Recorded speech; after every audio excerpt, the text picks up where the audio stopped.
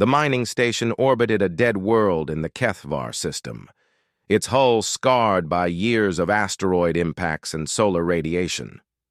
Inside the cramped quarters, 23-year-old Sarah Chen pressed her face against the observation port, watching the massive excavator ships tear chunks of precious metals from the planet's surface.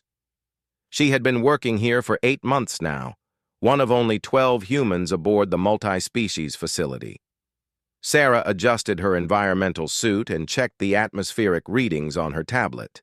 The air recyclers were working at 60% efficiency again. She made a note to request maintenance from the Zeltharan engineering crew, though she doubted they would prioritize human comfort. Most alien species found Earth's oxygen-nitrogen atmosphere toxic or unpleasant. "Chen, report to Base 7, crackled through her communicator. The voice belonged to Administrator Crix, a 4-armed insectoid from the hegemony worlds.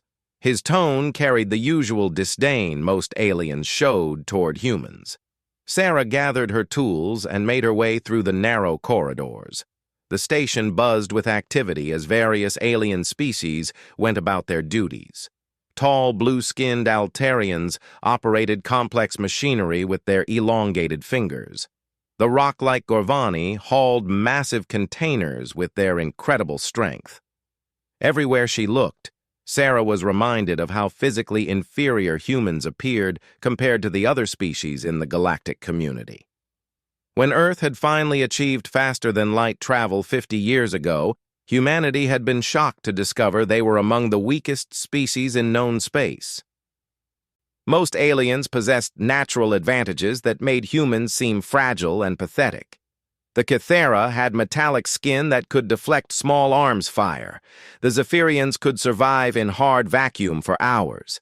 Even the plant-like Florians could photosynthesize their own nutrients. Humans brought only one thing to the galactic table: their willingness to work in dangerous conditions for low pay.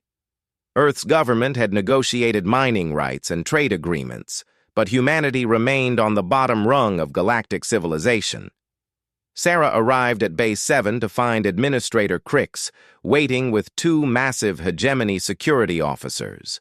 Their chitinous armor gleamed under the harsh lighting, and their multiple eyes tracked her movement with predatory focus. "Chen," Crix said, his mandibles clicking with satisfaction. "There has been an incident." "What kind of incident?" Sarah asked, setting down her tool case. "Sabotage. Someone has been interfering with the excavation equipment, causing delays and lost profits." Crix circled her slowly, his forearms gesticulating. "The damage patterns suggest human involvement." Sarah's blood ran cold. "I haven't done anything wrong. None of us have. We're just here to work." "Perhaps. But humans have a reputation for creativity when it comes to causing problems. Your species' military history suggests you excel at guerrilla tactics and sabotage."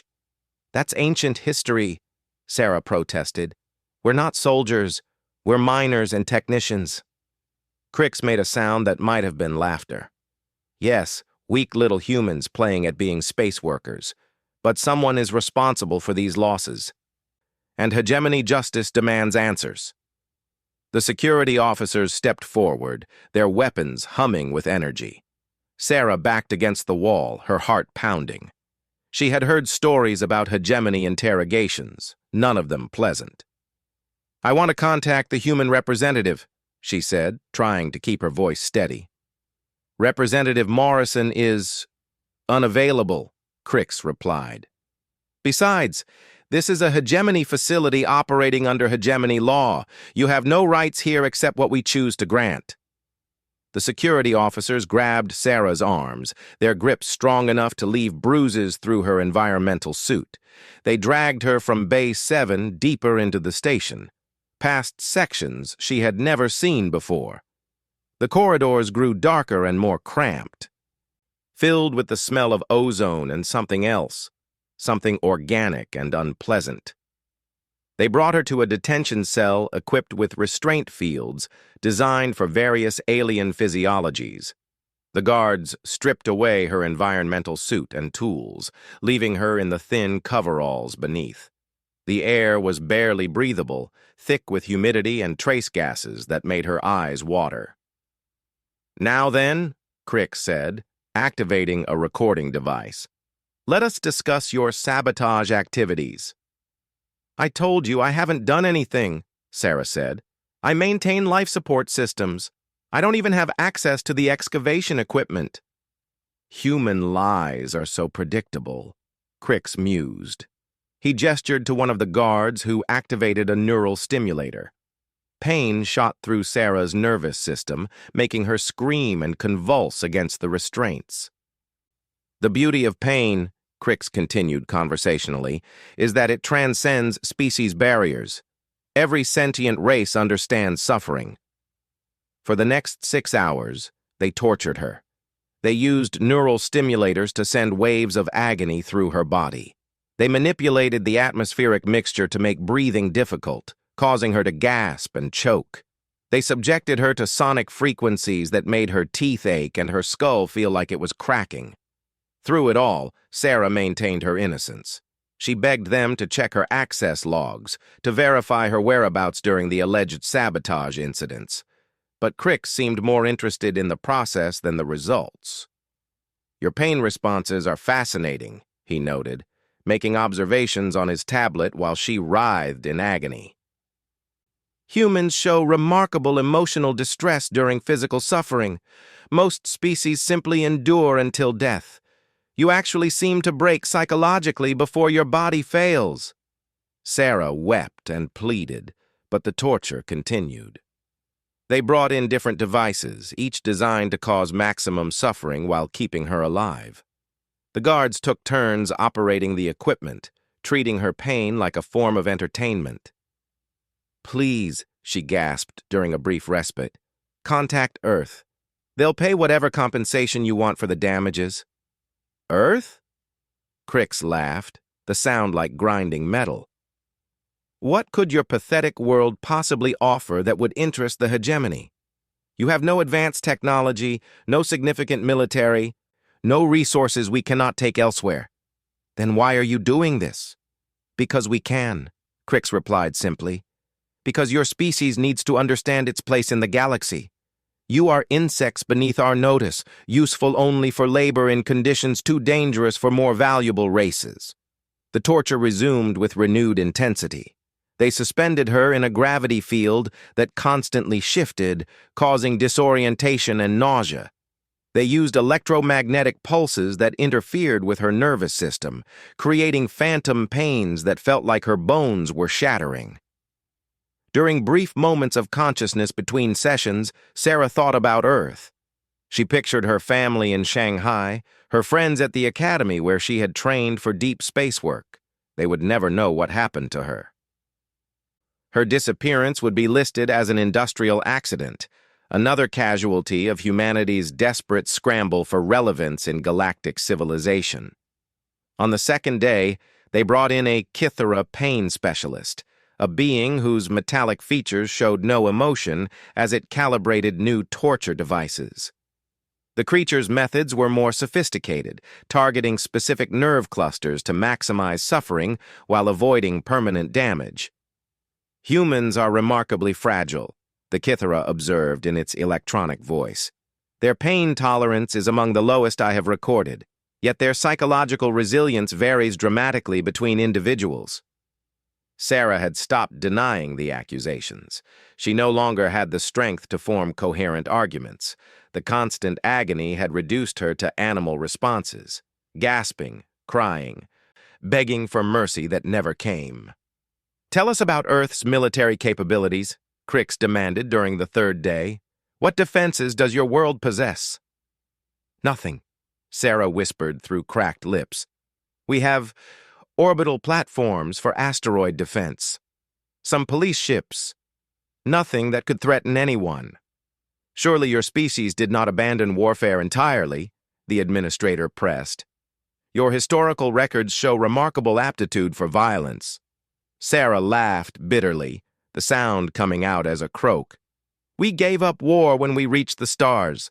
What's the point of fighting when every other species could crush us without effort? This seemed to satisfy Crix's curiosity, though the torture continued. They wanted her broken completely, reduced to nothing more than a warning to other humans about the consequences of crossing hegemony interests. On the fourth day, Representative Morrison finally appeared. The middle-aged diplomat looked haggard and nervous as he entered the detention area with a hegemony escort. "My God, what have you done to her?" he gasped upon seeing Sarah's condition. "Standard interrogation procedures," Crix replied dismissively. "Your citizen has confessed to sabotage activities. The matter is closed." Morrison's hand shook as he activated his recording device. "This is a formal protest. Sarah Chen is a registered human citizen working under Treaty Provision 7. You had no authority to detain her without notification." "Authority?" Crix's mandibles clicked in amusement. "We need no authority to discipline our workers. Your treaties mean nothing here." "Earth will hear about this," Morrison said, his voice weak and ineffective. "Earth will do nothing," Crix replied confidently. "Your world lacks the power to challenge hegemony decisions. This human will serve as an example to others who might consider stepping out of line." Morrison recorded Sarah's condition and the administrator's statements, but both aliens and human knew it was meaningless. Earth's government would file diplomatic protests that would be ignored. There might be economic sanctions that the hegemony would barely notice. Nothing would change. As Morrison left with his pathetic documentation, Sarah closed her eyes and tried to remember what it felt like before the pain began. She thought about her childhood, about dreams of exploring the stars that had led her to this nightmare. The torture continued for 3 more days before they finally dumped her broken body in the medical bay. The station's automated systems kept her alive, healing the worst of the damage while leaving her psychologically shattered. She lay in the recovery unit, staring at the ceiling and trying to forget the feeling of electricity coursing through her nervous system. Other human workers visited when they could, bringing small comforts and whispered words of sympathy. But Sarah could see the fear in their eyes. They all understood now that their alien employers viewed them as disposable, less than livestock. The sabotage, they learned later, had been caused by a faulty Gorvani excavator operator who had made errors in the equipment calibration. No human had been involved. The truth came to light only after Sarah's torture was complete, a detail that Administrator Crix dismissed as irrelevant. "The human served her purpose," he told the gathered workers during a station meeting. "Let this be a lesson about the consequences of any interference with hegemony operations." As Sarah recovered in the medical bay, she recorded a message for her family. Her hands shook as she spoke into the device, describing her treatment and the aliens' complete contempt for human dignity. She gave the recording to a sympathetic Altarian trader who promised to deliver it to Earth through unofficial channels. She did not know that her message would reach more than just her family. She did not know that hidden in Earth's government and military were individuals who had been waiting for exactly this kind of incident. She did not know that humanity's apparent weakness was the greatest deception in galactic history. All Sarah knew was pain, humiliation, and the bitter knowledge that humans truly were the galaxy's bottom feeders, existing only at the mercy of their alien superiors. The message arrived at Earth through a network of smugglers and sympathetic aliens who operated outside official channels. Sarah Chen's recording, copied and encrypted multiple times, eventually reached the desk of Director Elena Vasquez in a nondescript building in Geneva. The building's official designation was the Department of Colonial Affairs, but that was just another layer of deception in humanity's greatest secret. Vasquez watched Sarah's testimony 3 times before she trusted herself to speak. The young woman's broken voice described horrors that made the director's blood boil, but she kept her expression neutral. Around the conference table sat representatives from various Earth governments, all sworn to absolute secrecy about what they were about to discuss. "Gentlemen," Vasquez said, pausing the recording, I believe it's time. General Harrison from the North American Federation leaned forward. Are we certain this isn't an isolated incident? The hegemony has been brutal before. It's escalating, replied Dr. Yuki Tanaka from the Asian Colonial Consortium. We've had 17 similar incidents in the past year. The aliens are becoming bolder in their treatment of human workers. Minister Chen Wei from the Earth Defense Coalition spoke up. The surveillance data confirms it. Across 47 colonies and mining stations, humans are being systematically abused, tortured, and murdered. The aliens see us as insects. Vasquez nodded grimly. Which is exactly what we wanted them to think. But the charade has cost too much. Sarah Chen and thousands like her have paid the price for our deception. She activated a holographic display showing Earth's solar system. What appeared to be standard defensive platforms and commercial shipping suddenly transformed into something else entirely. Hidden shipyards appeared in asteroid fields. Mining stations revealed themselves as military installations. Cargo vessels shed false hulls to expose weapon systems that would make hegemony dreadnoughts look like toys. Phase 1 of Operation Sleeping Giant is complete, Vasquez announced. For 50 years, we've played the role of weak, primitive humans. We've allowed our citizens to be exploited and abused while we prepared for this moment. The hologram zoomed in on Mars, where vast underground facilities had been constructed beneath the planet's surface. Production facilities that allegedly manufactured mining equipment actually churned out advanced weapons and armor. Research labs disguised as agricultural domes developed technologies that surpassed anything in known space. The Prometheus project has exceeded all expectations, Dr. Tanaka reported. We now have 200,000 active super soldiers distributed across Earth's hidden military installations.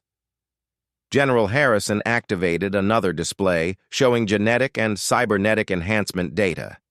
Each soldier represents the pinnacle of human potential, enhanced beyond anything the aliens can imagine, increased strength, speed, reflexes, and endurance, advanced neural implants for tactical coordination, regenerative capabilities that make them nearly indestructible.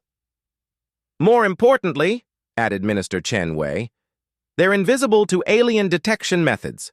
Our biosignature masking technology makes enhanced humans appear completely normal to hegemony sensors. Vasquez stood and walked to the window overlooking Lake Geneva. Below, tourists and civilians went about their daily lives, unaware that their planet harbored the most advanced military force in the galaxy. The aliens' greatest weakness is their arrogance. They've studied human history and concluded that our warlike nature disappeared when we reached space. They believe we became docile and weak. They have no idea, General Harrison added with grim satisfaction, that we've spent 50 years turning war into a science. The director returned to the table and brought up personnel files. Faces appeared on the screen. Men and women who looked like ordinary humans, but whose capabilities far exceeded anything the galaxy had seen. The Prometheus soldiers have been training in secret facilities, learning every aspect of alien technology and psychology. They know hegemony tactics better than the hegemony knows them. Dr. Tanaka pulled up tactical analyses. We've identified critical weaknesses in every major alien species. The Cathera's metallic skin conducts specific electromagnetic frequencies that can shut down their nervous systems. Altarian reflexes slow dramatically in high-gravity environments.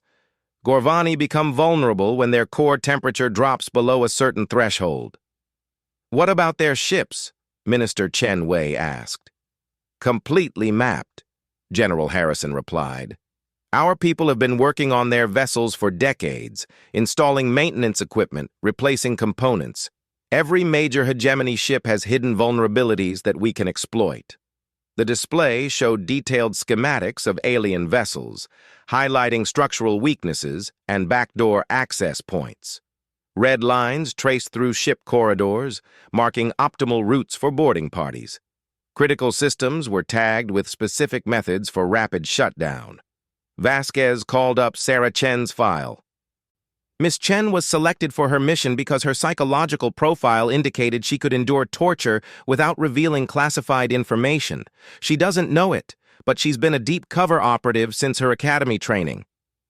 You mean she's been trained to resist interrogation? Dr. Tanaka asked. More than that, the director replied. Her apparent breakdown was carefully orchestrated to convince the aliens that humans break easily under pressure. Meanwhile, she gathered intelligence about hegemony detention procedures and torture methods. The conference room fell silent as the implications sank in. Sarah's suffering had been real, but it served a greater purpose in humanity's grand deception.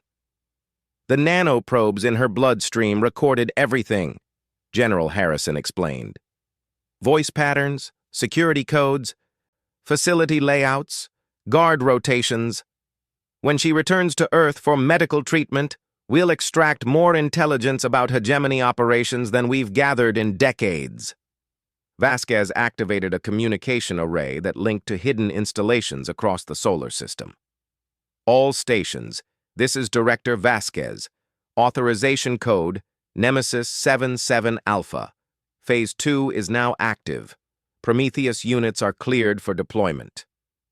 Across Earth's secret military network, 200,000 enhanced soldiers received activation orders.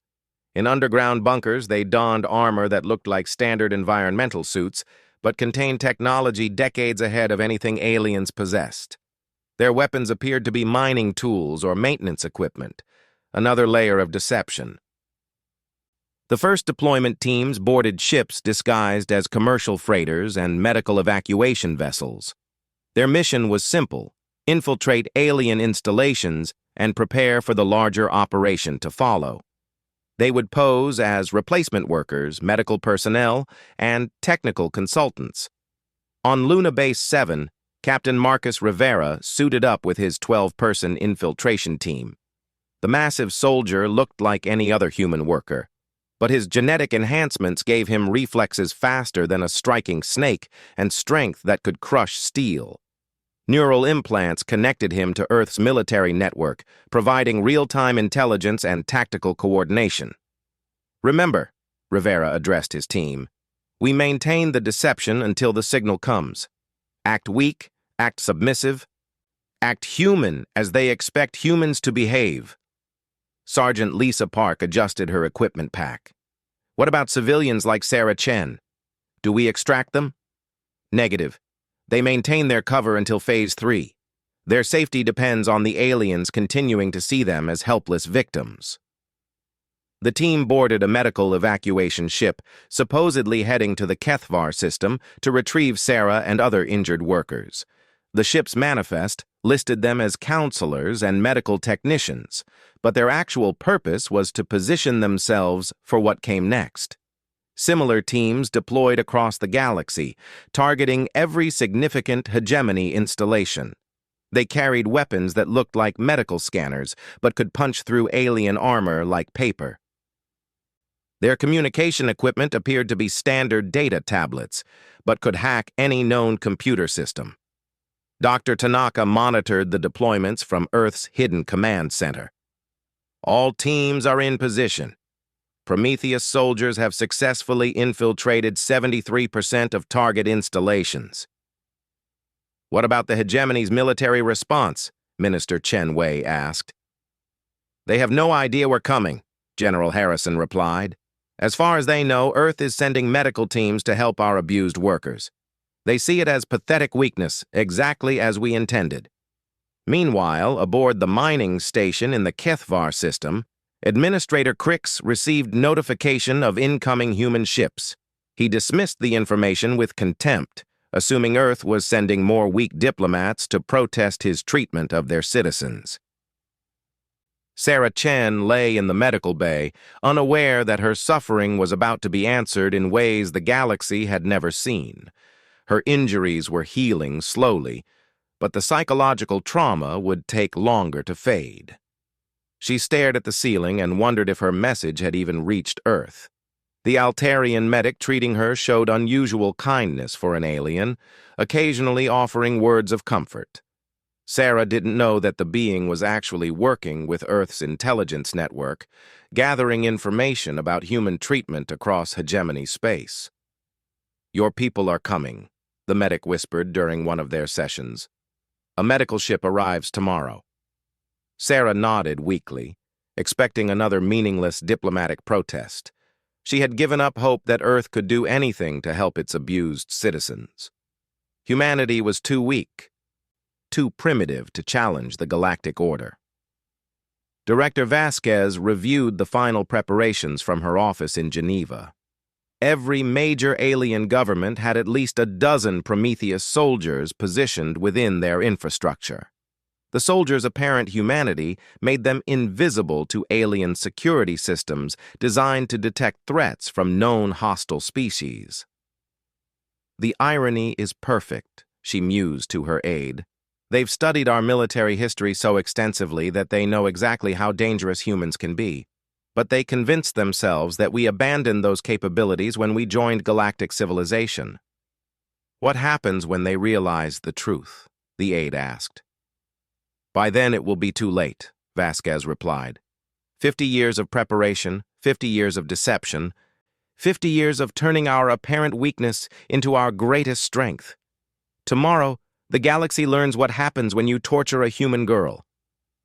She looked out at the peaceful Earth sky, knowing that within hours it would no longer be the home of a downtrodden species begging for scraps from alien civilizations. Instead, it would be revealed as the center of the most dangerous military power the galaxy had ever seen. The hegemony and their allies had made a fatal error in judgment. They had mistaken humanity's patience for weakness, their careful planning for inability to act. They had tortured and murdered humans while believing there would be no consequences. They were about to learn otherwise. Across the solar system, Prometheus soldiers received their final mission parameters. The time for deception was ending. Sarah Chen's torturers were about to discover that humanity had not forgotten how to wage war. They had simply become better at it than anyone could imagine. The galaxy was about to meet Earth's secret super soldiers, and nothing would ever be the same. The medical evacuation ship, Mercy's Hand, docked with the Kethvar mining station at 800 hours standard time. Administrator Crix watched the procedure with mild interest, noting how the pathetic human vessel struggled to match the station's rotation.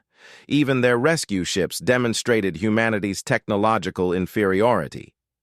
Captain Marcus Rivera led his team through the docking tube, carrying medical equipment and wearing the submissive expression expected of humans in alien space. The 12-person team moved with careful, measured steps that concealed their enhanced reflexes and combat training. To alien observers, they appeared to be another group of weak humans coming to tend their wounded. "Welcome aboard," Crix said with mocking formality. "Your injured worker is in Medical Bay 3. Try not to contaminate anything with your primitive procedures." Rivera bowed his head respectfully, playing his part perfectly. "Thank you, Administrator. We're grateful for your cooperation." The team split up according to plan. Half moved toward the medical bay, while the others spread throughout the station, ostensibly to conduct safety inspections and gather statements from human workers. In reality, they were mapping defensive positions and identifying priority targets. Sarah Chen was awake when the medical team arrived. She looked up at Rivera with hollow eyes, her face still showing bruises from the torture. "You shouldn't have come," she whispered. "They'll just hurt more of us." "Not anymore," Rivera replied quietly, his words carrying a meaning she couldn't understand. He began conducting what appeared to be a standard medical examination while his neural implants recorded everything about the facility's security systems. Dr. Lisa Park, posing as a trauma counselor, interviewed other human workers about their treatment.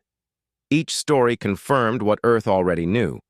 The systematic abuse had reached intolerable levels.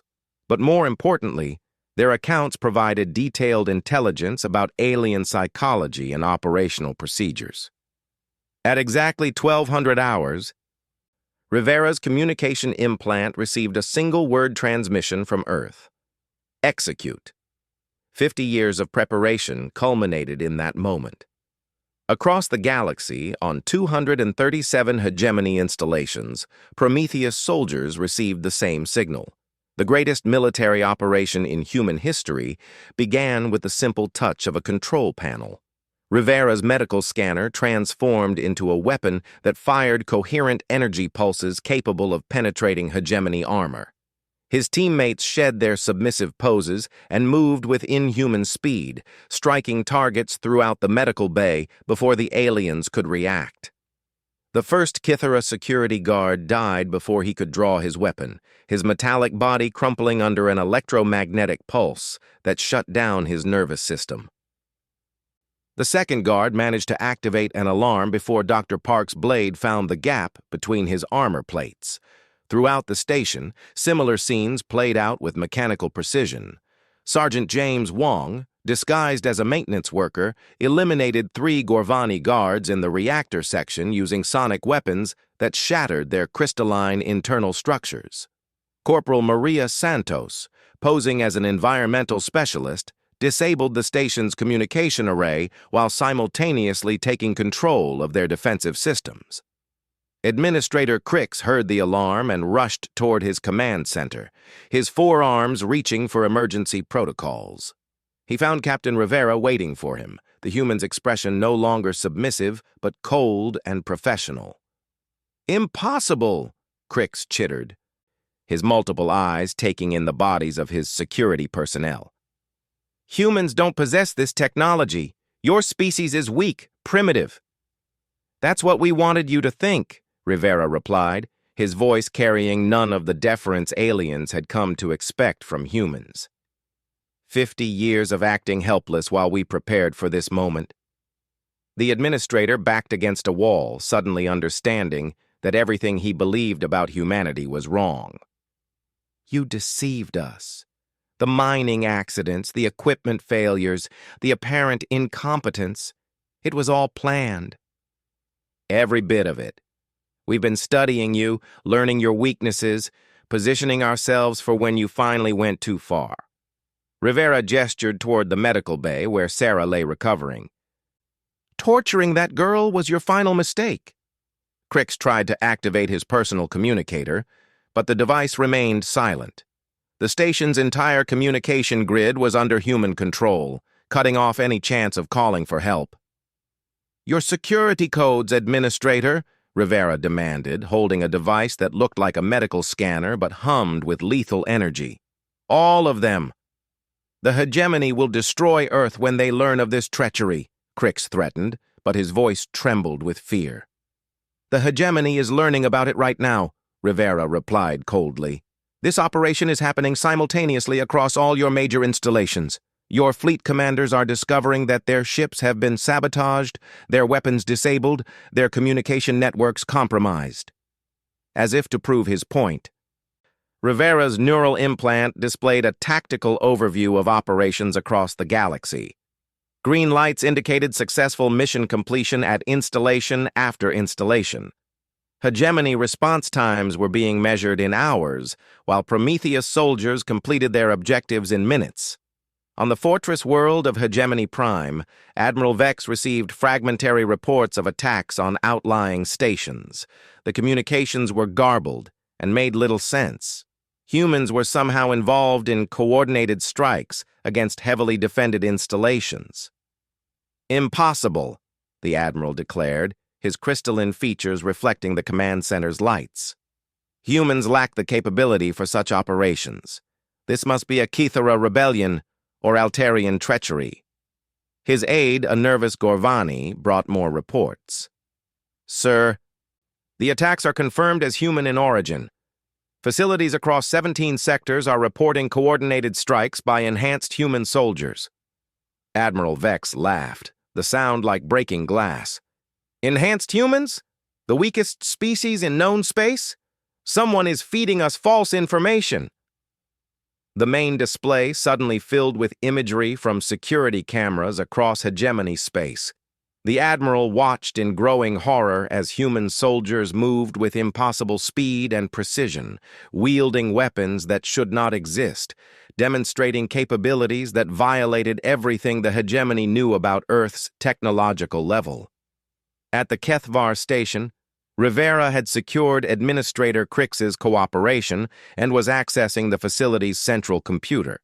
The aliens' security codes provided entry to classified hegemony databases, revealing military positions and strategic plans.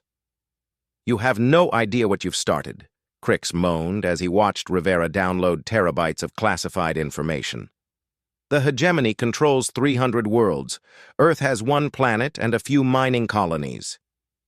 "Earth has more than you know," Rivera replied without looking up from his work. "We've been building in secret for 5 decades. While you thought we were your slaves, we were preparing to become your masters." The download completed just as Sergeant Park reported from the station's command center. "All systems secured, Captain. Defensive weapons are under our control and targeting approaching hegemony vessels." Rivera activated his communication implant, broadcasting on all frequencies. "This is Captain Marcus Rivera of the Earth Defense Forces addressing all hegemony personnel in this system. Your station has been captured and is now under human control. Any attempt to retake this facility will result in your destruction." The response came quickly from a hegemony patrol ship. "This is Commander Thax. Surrender immediately or face the consequences. Humans cannot threaten hegemony vessels." Rivera smiled grimly and activated the station's main weapons array. The mining platform's disguised defensive systems came online, revealing energy cannons that dwarfed anything on the approaching patrol ship. A single shot turned the hegemony vessel into expanding plasma. "Anyone else want to test human capabilities?" Rivera broadcast. Across the galaxy, similar messages echoed as Prometheus soldiers completed their missions. Installation after installation fell to human forces who had been hiding in plain sight. The hegemony's reaction times were hopelessly slow compared to the coordinated precision of Earth's secret military. On Earth, Director Vasquez watched the tactical display with satisfaction. Every green light represented years of planning and preparation coming to fruition. The aliens' arrogance had blinded them to humanity's true nature. "Phase 3 is go," she announced to her command staff. "Begin the revelation protocol." Across Earth's solar system, the massive deception finally ended. Hidden shipyards revealed themselves, producing vessels that made hegemony dreadnoughts look like children's toys. Asteroid mining facilities shed their disguises to expose weapons platforms that could destroy entire fleets. Mars unveiled underground cities housing millions of enhanced soldiers ready for deployment. The message went out on all galactic communication channels, broadcast from transmitters that had been secretly installed on alien networks over decades of careful infiltration. To all alien governments and species, this is Director Elena Vasquez of the Earth Defense Forces. For 50 years, humanity has endured your abuse, your condescension, and your cruelty while we prepared for this day. You tortured our citizens, murdered our people, and treated us like insects beneath your notice. That ends now. The broadcast included tactical data showing human military capabilities, star maps revealing hidden installations, and detailed analyses of alien weaknesses. Everything the galaxy thought it knew about humanity was revealed as elaborate deception. Earth hereby claims sovereignty over our colonial territories and protection of all human citizens throughout galactic space. Any government that wishes to maintain peaceful relations will immediately cease all hostile actions against humans and open negotiations for new treaties based on equality, not exploitation. Admiral Vex stared at the transmission in disbelief. The display showed human ships emerging from hidden bases, their technology clearly superior to anything in the hegemony fleet. Decades of intelligence reports about human capabilities had been completely wrong. How? He whispered. How did we miss this? His aide brought more reports of defeats across hegemony space. Sir, they're broadcasting from our own communication arrays. Our networks have been compromised for decades. They've been watching us while we thought we were watching them. At the HFY station, Captain Rivera helped Sarah Chen to her feet. Her injuries were healing rapidly thanks to advanced human medical technology, nanobots that repaired tissue damage and accelerated recovery. I don't understand, she said, watching alien prisoners being processed by soldiers she had thought were medical personnel. We were supposed to be weak. Earth told us we couldn't fight the aliens. Earth told you what you needed to believe to play your part, Rivera explained gently. Your suffering was real, and I'm sorry for that. But it served a purpose. Every human citizen who endured alien abuse was gathering intelligence and proving our apparent weakness. Sarah looked around at the transformed station, seeing human technology that surpassed anything she had imagined Earth possessed. You mean all of this time, we could have fought back? We were fighting back, Rivera replied, just not in the way the aliens expected. They understood physical warfare, but not psychological operations. They never imagined that an entire species could maintain such a complex deception. Administrator Crix sat in restraints, his multiple eyes tracking the human soldiers with newfound respect and terror. Your species is more devious than we ever suspected. You played weak for 50 years just to position yourselves for this moment. We played smart, Rivera corrected. Humans have always been excellent at adaptation and long-term planning. You aliens never bothered to study those aspects of our nature because you were too focused on our apparent physical weaknesses. The final phase of Operation Sleeping Giant unfolded as human fleets emerged from hiding throughout the galaxy. Ships that had been disguised as cargo haulers revealed weapon systems that could crack planets. Installations that had appeared to be mining operations unveiled defensive capabilities that made them nearly impregnable fortresses. The hegemony's response was chaotic and uncoordinated.